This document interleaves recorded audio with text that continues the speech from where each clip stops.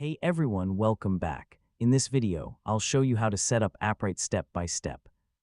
Appwrite is a powerful backend platform that provides authentication, databases, storage, functions, and APIs, making it easy to build modern web and mobile applications. So let's get started.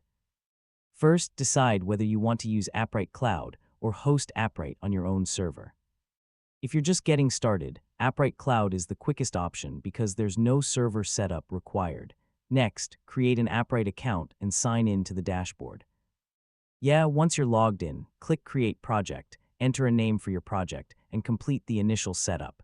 This project will contain all of your backend resources and services. Now configure your project by adding a supported platform such as Web, Android, iOS, or Flutter. Appwrite will provide a project ID and endpoint URL that you'll use when connecting your application with the Appwrite SDK. After that, install the appropriate Appwrite SDK for your programming language or framework. Then initialize the SDK using your project's endpoint and project ID.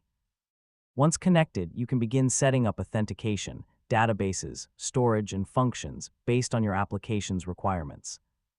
Finally, test your configuration by creating a sample user, storing some data, or uploading a file to confirm that your application communicates successfully with your Appwrite project. And that's it. You now know how to set up Appwrite and prepare a backend environment for your web or mobile application. If this tutorial helped you, don't forget to like the video, share it with your friends, and subscribe for more easy tech guides. Thanks for watching, and I'll catch you in the next one.